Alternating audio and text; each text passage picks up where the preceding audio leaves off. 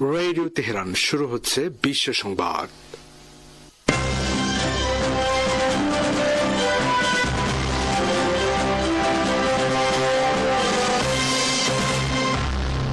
প্রথমেই জানিয়ে দিচ্ছি সংবাদ শিরোনাম।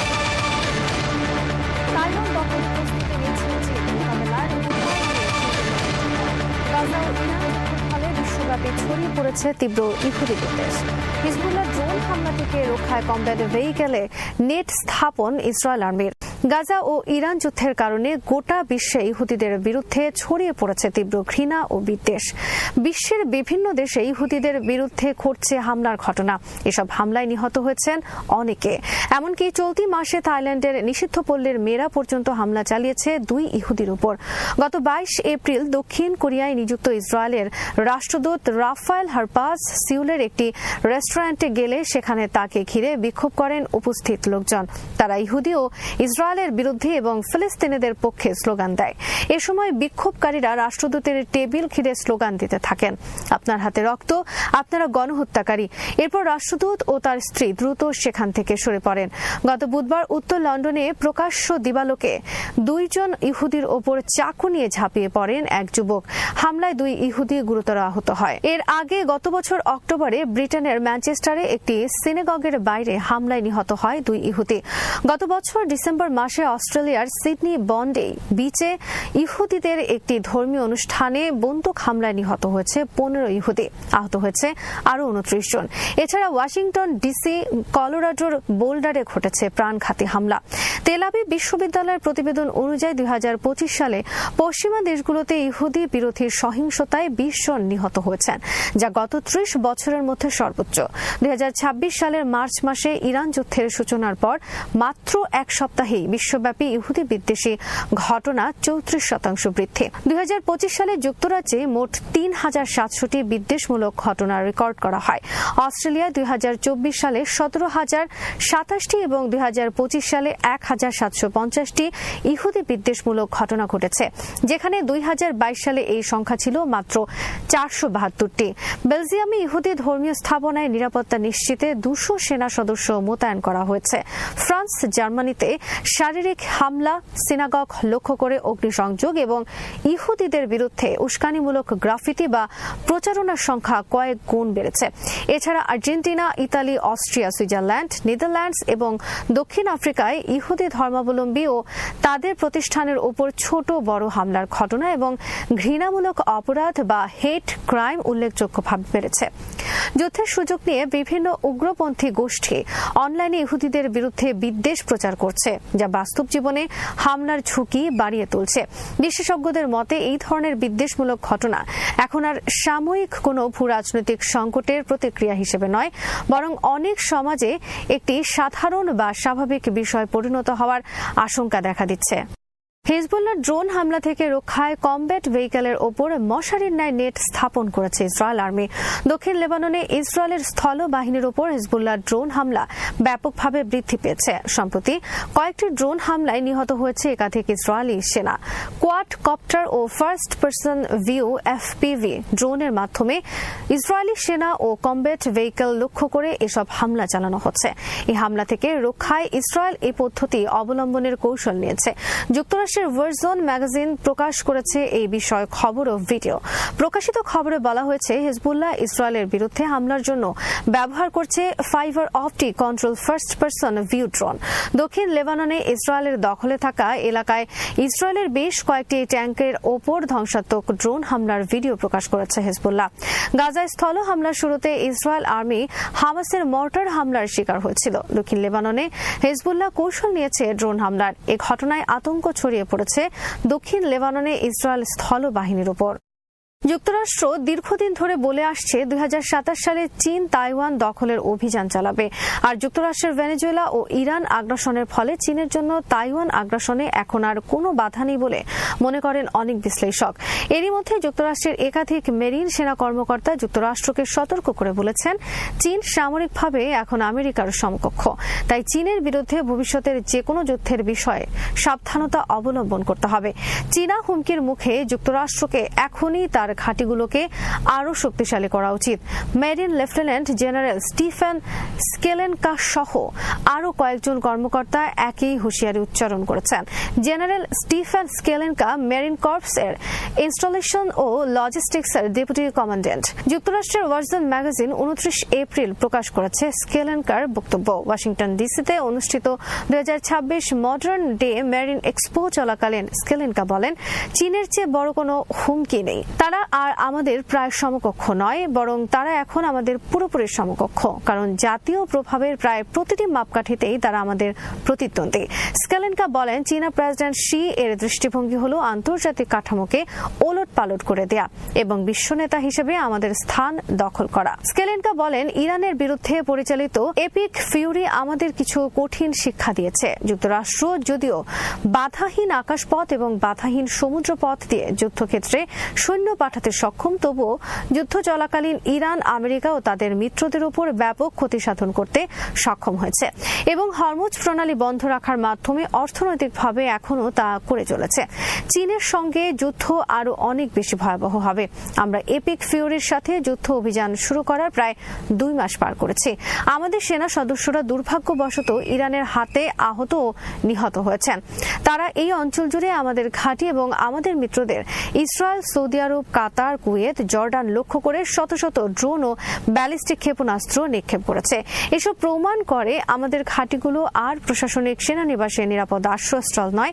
আমাদের ঘাঁটিগুলোকে এখন থেকেই যুদ্ধ পরিচালনার ইউনিট হিসেবে দেখা শুরু করতে হবে। ঠিক যেমন আমাদের ডিভিশন, উইং এবং মেরিন এক্সপেডিশনারি ইউনিট যুদ্ধ পরিচালনার ইউনিটগুলো গুরুত্বপূর্ণ।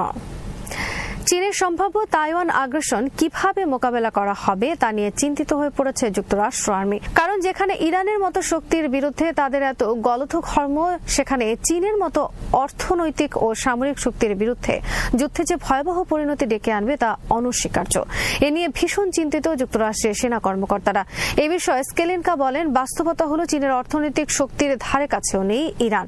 তাহলে চীনের মতো অর্থনৈতিক ও সামরিকভাবে শক্তিশালী শত্রুর বিরুদ্ধে আমরা কিভাবে যুদ্ধ করব? তিনি বলেন, ইরান দেখিয়ে দিয়েছে কিভাবে একটি মধ্যম স্তরের শক্তি তার চেয়ে অনেক বেশি শক্তিশালী একটি বাহিনীকে ঝুঁকির মধ্যে ফেলতে পারে। একটি শিক্ষণীয় প্রতিষ্ঠান হিসেবে আমাদের জিজ্ঞাসা হলো, এই যুদ্ধ থেকে পাওয়া প্রতিটি শিক্ষাকে আমরা কিভাবে সামনে এগিয়ে নিয়ে যাব এবং চীনের সাথে সংঘাতে আধিপত্য বিস্তারের জন্য আমরা যে সমানভাবে প্রস্তুত তা কিভাবে নিশ্চিত করব।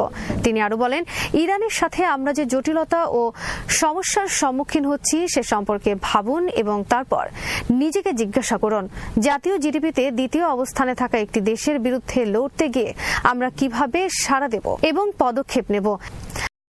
যুদ্ধ বন্ধে পর্দার আড়ালে আলোচনা চললেও ইরান, ইসরায়েল ও যুক্তরাষ্ট্র সব পক্ষ বড় আকারের যুদ্ধের প্রস্তুতি নিচ্ছে। এবারের যুদ্ধ শুরু হলে তা আরও ব্যাপক মাত্রায় ছড়িয়ে পড়বে বলে হুঁশিয়ার করে দিয়েছেন রুশ প্রেসিডেন্ট পুতিন। ইরানের সামরিক কর্মকর্তাদের বক্তব্য থেকে স্পষ্ট, যুদ্ধবিরতির মধ্যে আরও বড় ধরনের হামলার প্রস্তুতি নিচ্ছে ইরান। হরমুজ প্রণালী নিয়ে শুধু অনড় অবস্থান নয়, মার্কিন নৌ অবরোধ ভেঙে প্রতিদিন এখন ইরানি জাহাজ চলাচল বেড়েছে। সামরিক বিশ্লেষকরা বলছেন, উত্তেজনা যে ঘনীভূত হচ্ছে তাতে কোনো সন্দেহ নেই। কূটনীতি, সামরিক প্রস্তুতি এবং জ্বালানি রাজনীতি একসঙ্গে জটিল সংকট তৈরি করছে। ভ্লাদিমির পুতিন সরাসরি ডোনাল্ড ট্রাম্পকে সতর্ক করেছেন, ইরানের নতুন সামরিক পদক্ষেপ নেওয়া হলে তা বড় ধরনের আঞ্চলিক সংঘাতে রূপ নিতে পারে। এই বার্তা মূলত রাশিয়ার অবস্থান স্পষ্ট করে। তারা মধ্যপ্রাচ্যে যুক্তরাষ্ট্রের একতরফা সামরিক হস্তক্ষেপ মেনে নেবে না। অন্যদিকে ওয়াশিংটনের অবস্থান ক্রমেই কঠোর হচ্ছে। ট্রাম্প প্রশাসন ইরানের সর্বশেষ যুদ্ধ সমাপ্তি প্রস্তাব প্রত্যাখ্যান করেছে এবং প্রকাশ্যে তেহরানকে দ্রুত বাস্তবতা বুঝতে সতর্ক করেছে। একই সঙ্গে মার্কিন সামরিক বাহিনী স্বল্পমেয়াদী লক্ষ্যভিত্তিক হামলার প্রস্তুতি নিয়েছে বলে যুক্তরাষ্ট্রের গণমাধ্যমগুলোর খবরে বলা হয়েছে। এটি ইঙ্গিত দেয় পূর্ণমাত্রার যুদ্ধ নয়, বরং সীমিত কিন্তু উচ্চ প্রভাব সম্পন্ন হামলার কৌশল বিবেচনা করছে যুক্তরাষ্ট্রের, যা ইরানের পারমাণবিক বা সামরিক স্থাপনাকে লক্ষ্য করতে পারে। মধ্যপ্রাচ্যের আরেকটি গুরুত্বপূর্ণ ফ্রন্ট হল ইসরায়েল লেবানন সীমান্ত। বেঞ্জামিন নেতানিয়াহুকে ট্রাম্প পূর্ণাঙ্গ যুদ্ধ এড়িয়ে সার্জিক্যাল বা সীমিত হামলার পরামর্শ দিয়েছেন। এ থেকে প্রমাণ করে যুক্তরাষ্ট্র একাধিক ফ্রন্টে সংঘাত বিস্তারের ঝুঁকি কমাতে চায়, কিন্তু হিজবুল্লাহ তাদের অবস্থানে থেকে লড়াই চালিয়ে যাচ্ছে। ইরানে নতুন করে হামলা লেবাননের পরিস্থিতি আরও জটিল করে তুলবে। জ্বালানি বাজারেও এই ভূ রাজনীতি বড় প্রভাব ফেলছে। ট্রাম্প দাবি করেছেন ওপেক থেকে সংযুক্ত আরব আমিরাতের সম্ভাব্য বেরিয়ে যাওয়া তেলের দাম কমাতে পারে, যদিও বাস্তবে এটি তেল বাজারে অস্থিরতা আরও বাড়াতে পারে, কারণ ওপেকের ঐক্য ভেঙে গেলে সরবরাহ ব্যবস্থায় অনিশ্চয়তা তৈরি হবে। চলমান সংকটের কেন্দ্রবিন্দুতে রয়েছে হরমুজ প্রণালী। এই প্রণালী দিয়ে তেলের ট্যাঙ্কারগুলো চলাচল স্বাভাবিক না হওয়া পর্যন্ত বাজার স্থিতিশীল হবে না। ইরানি সূত্রের বরাত দিয়ে প্রেস টিভির খবরে বলা হয়েছে, ইরানি কর্মকর্তারা বলেছেন সামুদ্রিক যান চলাচলে যে কোনো ধরনের বিঘ্ন ঘটলে তার প্রভাব বৈশ্বিক অর্থনীতিতে পড়বে। তারা বলছেন ইরানের ওপরও এর প্রভাব ফেলবে। তবে এই ধরনের পরিস্থিতির মোকাবেলার ইরানের যথেষ্ট প্রস্তুতি আছে। নিষেধাজ্ঞা এড়িয়ে চলার ক্ষেত্রে ইরানের কয়েক দশকের অভিজ্ঞতা রয়েছে। দেশটির বিস্তৃত স্থল সীমান্ত এবং আপৎকালীন পরিকল্পনা তেহরানের মূল শক্তি। এর বিপরীতে মার্কিন যুক্তরাষ্ট্রের প্রভাব হবে দীর্ঘমেয়াদী। ইতোমধ্যে যুক্তরাষ্ট্রের অবরোধ ভেঙে প্রতিদিন ইরানের জাহাজ চলাচল করছে বলে দাবি করেছে ইরানের রাষ্ট্রীয় বার্তা সংস্থা ফার্স্ট নিউজ এজেন্সি। স্থানীয় সময় গত সোমবার রাত 10টা পর্যন্ত আগের 3 দিনের স্যাটেলাইট ট্র্যাকিং তথ্যের বরাত দিয়ে এ খবর জানানো হয়েছে। 72 ঘন্টার মধ্যে ইরানের 52টি জাহাজ দেশটির জলসীমায় যুক্তরাষ্ট্রের আরোপ করা অবরোধ ভেঙেছে। জাহাজগুলোর মধ্যে 31টি তেলবাহী ট্যাঙ্কার ও 21টি পণ্যবাহী জাহাজ। গত 28 ফেব্রুয়ারি ইরানের সঙ্গে যুক্তরাষ্ট্র ও ইসরায়েলের যুদ্ধ শুরু হয়। এরপর 2রা মার্চ ইরানের Islamic Revolutionary Guard Corps IRGC ঘোষণা দেয় হরমুজ প্রণালী জাহাজ চলাচলের জন্য বন্ধ করে দেওয়া হয়েছে। এরপর যুক্তরাষ্ট্র ইরানের বন্দরগুলো লক্ষ্য করে অবরোধ আরোপ করে। এখন ইরানের পক্ষ থেকে জানানো হয়েছে যুক্তরাষ্ট্রের অবরোধ ভেঙে তাদের জাহাজ চলাচল করছে। ইরানের সামরিক কর্মকর্তারা ইঙ্গিত দিয়েছেন তেহরান হরমুজ প্রণালীর কৌশলগত জলসীমায় চলমান মার্কিন সামরিক তৎপরতার বিরুদ্ধে একটি চূড়ান্ত এবং নজিরবিহীন জবাব দেওয়ার প্রস্তুতি নিচ্ছে। প্রেস টিভিকে তারা জানান মার্কিন যুক্তরাষ্ট্র অবরোধের নামে যেসব ব্যবস্থা নিচ্ছেন তা আর ইরান সহ্য করবে না। ইরান শীঘ্রই সরাসরি সামরিক জবাবের প্রস্তুতি নিচ্ছে। ইরান এখন ধৈর্য ধরার নীতি থেকে সরে এসে পাল্টা আঘাতের দিকে অগ্রসর হচ্ছে। ইরান যুদ্ধ নিয়ে ট্রাম্প প্রশাসন আসলে চোরাবালিতে আটকে গেছেন। যুক্তরাষ্ট্রের ক্যালিফোর্নিয়া ডেমোক্রেট কংগ্রেস সদস্য জন গারামেন্ডি ইরান যুদ্ধের কৌশলগত দিক নিয়ে প্রশ্ন তুলেছেন। ইরান যুদ্ধ নিয়ে হাউস আর্মড সার্ভিসেস কমিটির শুনানিতে তিনি এই প্রশ্ন তোলেন। যুদ্ধে 13 জন মার্কিন সেনা নিহতের পাশাপাশি শত শত সেনার আহত হওয়া এবং হাজার হাজার বেসামরিক মানুষের মৃত্যুর বিষয়টি উল্লেখ করে গারামেন্ডি প্রেসিডেন্ট ডোনাল্ড ট্রাম্পের এই যুদ্ধকে আমেরিকার নিজের ওপর নিজে করা গুরুতর আঘাত হিসেবে বর্ণনা করেছেন। হরমুজ প্রণালী বন্ধ হয়ে যাওয়ার বিষয়টি আগে থেকে অনুমেয় ছিল উল্লেখ করে মার্কিন যুদ্ধমন্ত্রী হেক্সেইথকে তিনি বলেন, আপনি এই যুদ্ধ নিয়ে প্রথম দিন থেকেই মার্কিন জনগণকে মিথ্যা বলে আসছেন এবং প্রেসিডেন্টও তাই করছেন। গারামেন্ডি এই যুদ্ধ কৌশলকে চরম অযোগ্যতা হিসেবে অভিহিত করে বলেন, ইরানের সরকার টিকে আছে, দেশটির ক্ষেপণাস্ত্র ও ড্রোন ব্যবস্থা এখনো অক্ষত রয়েছে। উপরন্তু এই যুদ্ধ চীন, রাশিয়া ও উত্তর কোরিয়ার সঙ্গে ইরানের সহযোগিতাকে আরও শক্তিশালী করেছে। তিনি বলেন, ট্রাম্প মধ্যপ্রাচ্যে আরেকটি যুদ্ধের চোরাবালিতে আটকে গেছেন। গারামেন্ডির এই বক্তব্যকে বেপরোয়া বলে মন্তব্য করেন হেক্সেথ। ট্রাম্প চোরাবালিতে আটকে আছেন এমন দাবি অস্বীকার করে তিনি বলেন, এই ধরনের বক্তব্য আমেরিকার শত্রুদের হাতে প্রচারণার সুযোগ করে দিচ্ছে। তিনি আরো বলেন, প্রেসিডেন্ট ট্রাম্পের প্রতি আপনার ঘৃণা আপনাকে অন্ধ করে দিয়েছে। এদিকে ইরান যুদ্ধ নিয়ে আন্তর্জাতিক সম্প্রদায় বিভক্ত। ইউরোপের দেশগুলো এখন যে যুক্তরাষ্ট্রের সাথে নেই সেটি স্পষ্ট। সুইডেনের প্রধানমন্ত্রী উলফ ক্রিস্টারসন প্রকাশ্যে বলেছেন, ইরান ইস্যুতে যুক্তরাষ্ট্রের কৌশল সঙ্গতিপূর্ণ নয়। তার এই বক্তব্য ইউরোপীয় মিত্রদের মধ্যে আস্থাহীনতার প্রতিফলন। এদিকে অনেকদিন ধরে জার্মানিতে মার্কিন সেনা কমানোর কথা বলেছেন ট্রাম্প। এ নিয়ে ইউরোপের দেশগুলো আর ট্রাম্পের ওপর আস্থা রাখতে পারছেন না, বরং ন্যাটো জোটের অভ্যন্তরীণ বিভাজন বাড়ছে। যুদ্ধ বন্ধে ইরানের সর্বশেষ প্রস্তাব প্রত্যাখ্যান করার পর 2 মাস ধরে চলা ইরান যুদ্ধ বন্ধের আশা ফিকে হয়ে পড়েছে। সামরিক বিশ্লেষকরা বলছেন, ইরান আসলে আগের চেয়ে কঠিন অবস্থান নিয়েছে। ইরান বুঝতে পেরেছে ট্রাম্প যে অভ্যন্তরীণ ও আন্তর্জাতিক চাপের মধ্যে রয়েছেন তাতে দীর্ঘ সময় যুদ্ধ করতে সক্ষম নন। ইরানের নতুন প্রস্তাবে বলা হয়েছে, আপাতত পারমাণবিক কর্মসূচি নিয়ে আলোচনা স্থগিত রেখে আগে যুদ্ধ বন্ধ করা হোক এবং পারস্য উপসাগরে নৌ চলাচল নিয়ে বিরোধ মেটানো হোক, কিন্তু যুক্তরাষ্ট্রের অবস্থান হলো পারমাণবিক বিরোধ মেটানো ছাড়া কোনো চুক্তি হবে না। এমন পরিস্থিতিতে ইরানের হাতে থাকা সমৃদ্ধ ইউরেনিয়াম সরানোর বিষয় নিয়ে পুতিনের সাহায্য চেয়েছেন ট্রাম্প। যদি নিজেকে যুদ্ধে বিজয়ী দেখাতে চান, তাহলে ইরানের পরমাণু সক্ষমতা নেই তা নিশ্চিত করতে হবে। এ কারণে ইরান এ বিষয়ে আর আলোচনায় আগ্রহী নন বলে জানিয়েছেন। অপরদিকে ইরান থেকে সমৃদ্ধ ইউরেনিয়াম যুক্তরাষ্ট্রের হাতে তুলে দেওয়ার বিষয়ে পুতিন যে রাজি হবেন তা নিশ্চিত। এর আগে ইরানের পররাষ্ট্রমন্ত্রী আরাকচির সাথে আলোচনা শেষে আজ রাশিয়ার পররাষ্ট্র মন্ত্রণালয় জানিয়েছে, রাশিয়া যেকোনো পরিস্থিতিতে ইরানের পাশে থাকবে। এদিকে ইরানের হামলায় মধ্যপ্রাচ্য মার্কিন সামরিক ঘাঁটিগুলোর ক্ষয়ক্ষতির ব্যাপক চিত্র সামনে আসছে।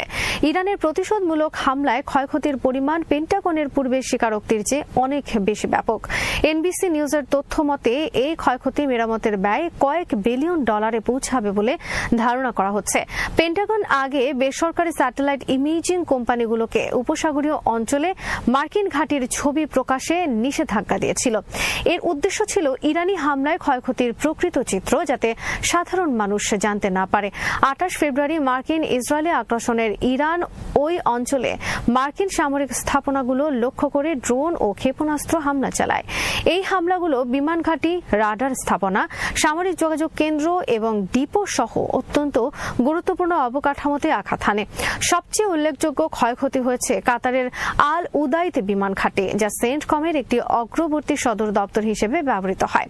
এই ঘাঁটির স্যাটেলাইট যোগাযোগ অবকাঠামো এবং একটি দূরপাল্লার ব্যালিস্টিক ক্ষেপণাস্ত্র রাডার মারাত্মকভাবে ক্ষতিগ্রস্ত হয়েছে, যা এই অঞ্চলে মার্কিন সামরিক বাহিনীর কার্যক্ষমতা নিয়ে উদ্বেগের সৃষ্টি করেছে। জর্ডানে মুয়াফফাক সালতি বিমান ঘাঁটিতে একটি রাডার সিস্টেম ধ্বংস হয়েছে, যা থার্ড ক্ষেপণাস্ত্র প্রতিরক্ষা ব্যবস্থার অংশ। ওই অঞ্চলে ক্ষেপণাস্ত্র প্রতিরক্ষা ব্যবস্থার কৌশলগত গুরুত্ব বিবেচনায় এই ক্ষয়ক্ষতি অত্যন্ত উদ্বেগজনক বলছেন মার্কিন সেনা কর্মকর্তারা। তুরস্কের প্রতিরক্ষা প্রযুক্তি খাতে গত এক দশকে যে দ্রুত উত্থান ঘটেছে তার কেন্দ্রবিন্দুতে রয়েছে বাইকার।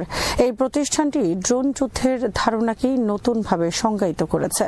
2026 সালের 24 এপ্রিল প্রতিষ্ঠানটি তাদের নতুন প্রজন্মের কামিকাজে ড্রোন K2 এবং স্মার্ট লয়টারিং মিউনিশন সিভরিসিনক উন্মোচনের মাধ্যমে আবারও বৈশ্বিক সামরিক বিশ্লেষকদের দৃষ্টি আকর্ষণ করেছে।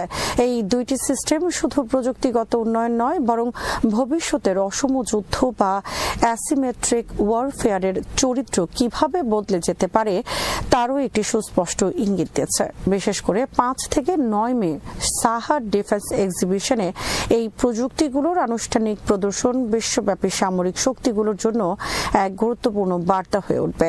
আরও বিস্তারিত থাকছে ওয়াহিদ ফারুকির প্রতিবেদনে।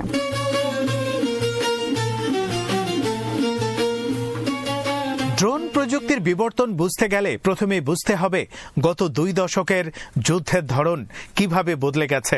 আগে যেখানে যুদ্ধ মানেই ছিল ট্যাঙ্ক, যুদ্ধবিমান, ভারী আর্টিলারির সংঘর্ষ, সেখানে এখন ছোট, সস্তা কিন্তু অত্যন্ত কার্যকর ড্রোন সিস্টেমগুলো বড় ভূমিকা পালন করছে।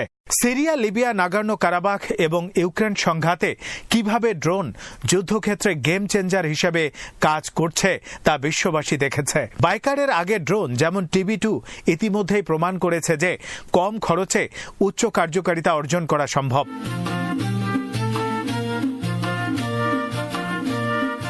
K2 এবং সিভরিসিনক সেই ধারারই আরও উন্নত সংস্করণ, যা কেবল আক্রমণ সক্ষমতা বাড়াবে না, বরং শত্রুর প্রতিরক্ষা ব্যবস্থাকে ভেঙে ফেলার নতুন কৌশলও তৈরি করবে। K2 কামিকাজে ড্রোনটি মূলত একটি লয়টারিং স্ট্রাইক সিস্টেম, অর্থাৎ এটি নির্দিষ্ট এলাকায় দীর্ঘ সময় ধরে অবস্থান করে লক্ষ্য নির্ধারণ করে আঘাত হানতে পারে। এই ধরনের ড্রোনের সবচেয়ে বড় সুবিধা হলো তাৎক্ষণিক সিদ্ধান্ত গ্রহণের সক্ষমতা। প্রচলিত মিসাইল যেখানে একবার ছোড়া হলে সেটির পথ পরিবর্তন করা কঠিন, সেখানে K2 লক্ষ্য পরিবর্তন করতে পারে, নতুন লক্ষ্য শনাক্ত করতে পারে এবং প্রয়োজন হলে আক্রমণ বাতিলও করতে পারে। এর ফলে যুদ্ধক্ষেত্রে নমনীয়তা অনেক বেড়ে যায়। ধারণা করা হচ্ছে K2-তে উন্নত AI ভিত্তিক টার্গেট রেকগনিশন সিস্টেম থাকবে, যা স্বয়ংক্রিয়ভাবে শত্রু যানবাহন, রাডার বা কমান্ড সেন্টার শনাক্ত করতে পারবে।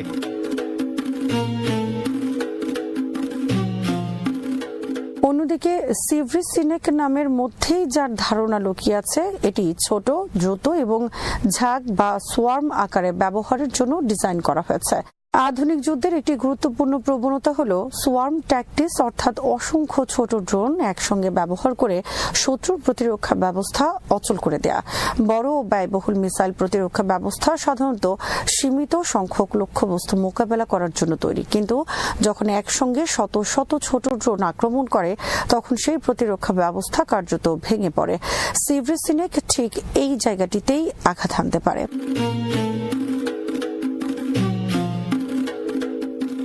এই দুইটি সিস্টেম একসঙ্গে ব্যবহার করা হলে একটি লেয়ার্ড অ্যাটাক স্ট্র্যাটেজি তৈরি হয়। প্রথমে সিভরিসিনেকের মতো ছোট ড্রোনগুলো শত্রুর রাডার, এয়ার ডিফেন্স বা যোগাযোগ ব্যবস্থাকে ভ্রান্ত বা বিভ্রান্ত করে ফেলবে। এরপর কেটুর মতো আরো বড় এবং শক্তিশালী কামিকাজে ড্রোনগুলো নির্দিষ্ট লক্ষ্যবস্তুতে আঘাত হানবে। এই কৌশলটি ভবিষ্যতে যুদ্ধের একটি গুরুত্বপূর্ণ মডেল হয়ে উঠতে পারে। তুরস্ক কেন এই প্রযুক্তির দিকে এত গুরুত্ব দিচ্ছে সেটিও গুরুত্বপূর্ণ প্রশ্ন। এর উত্তর খুঁজতে গেলে ভূ রাজনৈতিক বাস্তবতা বিবেচনা করতে হবে। তুরস্ক এমন একটি অঞ্চলে অবস্থান করছে যেখানে মধ্যপ্রাচ্য, ইউরোপ এবং এশিয়ার ভূ রাজনীতি একে অপরের সঙ্গে জড়িয়ে আছে। এখানে বড় শক্তিগুলোর সরাসরি সংঘর্ষ না থাকলে প্রক্সি যুদ্ধ, সীমান্ত সংঘাত এবং সন্ত্রাস বিরোধী অভিযান প্রায় ঘটে। এই ধরনের পরিবেশে কম খরচে কার্যকর, দ্রুত মোতায়েনযোগ্য এবং উচ্চ নির্ভুলতার অস্ত্র অত্যন্ত গুরুত্বপূর্ণ। ড্রোন সেই প্রয়োজনীয়তা পূরণ করছে।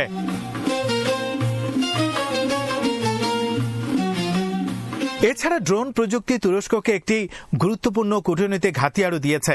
বাইকারের ড্রোন ইতিমধ্যে বহু দেশে রপ্তানি করা হয়েছে, যা শুধু অর্থনৈতিকভাবে লাভই নয় বরং রাজনৈতিক প্রভাবও বাড়িয়েছে। নতুন প্রজন্মের কেটু এবং সিভরিসিনেক বাজারে এলে এই প্রভাব আরও বিস্তৃত হতে পারে। বিশেষ করে যেসব দেশ বড় সামরিক বাজেট বহন করতে পারে না, তারা এই ধরনের প্রযুক্তির প্রতি বেশি আগ্রহী হবে।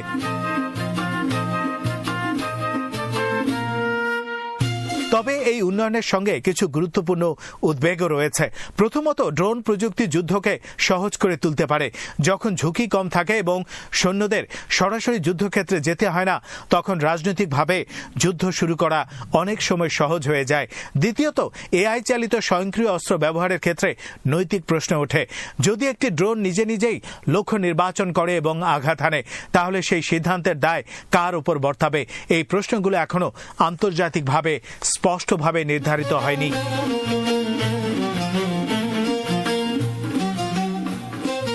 আরেকটি গুরুত্বপূর্ণ বিষয় হলো কাউন্টার ড্রোন টেকনোলজি। যখন ড্রোনের ব্যবহার বাড়বে তখন সেগুলো প্রতিরোধ করার প্রযুক্তির প্রয়োজনও বাড়বে। ইতিমধ্যে লেজার সিস্টেম, ইলেকট্রনিক জ্যামিং এবং এআই ভিত্তিক প্রতিরক্ষা ব্যবস্থা নিয়ে কাজ চলছে, কিন্তু সিভরিসিনেক এর মতো সোয়ার্ম ড্রোন মোকাবেলা করা এখনও একটি বড় চ্যালেঞ্জ। ভবিষ্যতে যুদ্ধক্ষেত্রে একটি ড্রোন বনাম ড্রোন প্রতিযোগিতা দেখা যেতে পারে, যেখানে আক্রমণ ও প্রতিরক্ষা প্রযুক্তি একে অপরকে ছাড়িয়ে যাওয়ার চেষ্টা করবে। কেটু এবং সিভরিসিনেকের আরেকটি গুরুত্বপূর্ণ দিক হল তাদের সম্ভাব্য ব্যবহার ক্ষেত্রের বৈচিত্র্য। শুধু প্রচলিত যুদ্ধ নয়, এগুলো সন্ত্রাস বিরোধী অভিযান, সীমান্ত নজরদারি এবং এমনকি নৌবাহিনীর অপারেশনেও ব্যবহৃত হতে পারে। ছোট আকার, কম খরচ এবং উচ্চ নির্ভুলতার কারণে এগুলো বিশেষ অপারেশনে অত্যন্ত গুরুত্বপূর্ণ।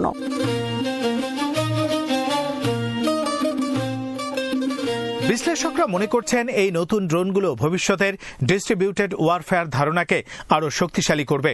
অর্থাৎ যুদ্ধ আর একটি কেন্দ্রীভূত শক্তির উপর নির্ভর করবে না, বরং ছোট ছোট ইউনিট ও প্রযুক্তির মাধ্যমে পরিচালিত হবে। এতে বড় শক্তির পাশাপাশি ছোট দেশগুলো নিজেদের প্রতিরক্ষা সক্ষমতা বাড়াতে পারবে।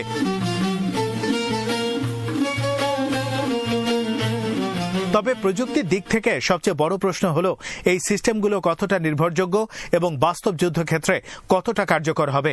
অনেক সময় প্রদর্শনীতে দেখানো প্রযুক্তি বাস্তব পরিস্থিতিতে একইভাবে কাজ করে না। পরিবেশগত চ্যালেঞ্জ, ইলেকট্রনিক জ্যামিং, সাইবার আক্রমণ এসব বিষয় ড্রোনের কার্যকারিতাকে প্রভাবিত করতে পারে।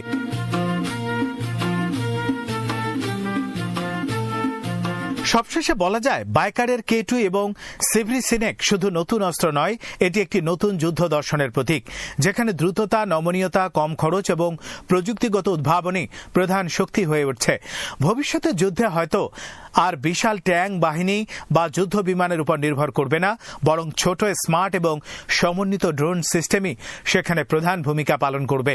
তুরস্ক এই পরিবর্তনের অগ্রভাগে রয়েছে। তাদের এই নতুন উদ্ভাবন বিশ্ব রাজনীতি ও সামরিক কৌশলে দীর্ঘমেয়াদী প্রভাব ফেলতে পারে।